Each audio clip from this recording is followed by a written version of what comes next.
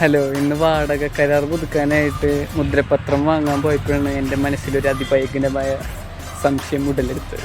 എന്താണെന്ന് വെച്ച് കഴിഞ്ഞാൽ, എന്താണ് മുദ്രപത്രം? നിങ്ങൾക്ക് ചിലപ്പോൾ ഇതൊരു സില്ലി സംഭവമായിരിക്കും, പക്ഷെ എനിക്കറിയില്ല ഇതിനെക്കുറിച്ച് എന്താണെന്ന്. നമുക്ക് കൂടുതലുള്ള ആൾക്കാരോട് ചോദിക്കാട്ടാ.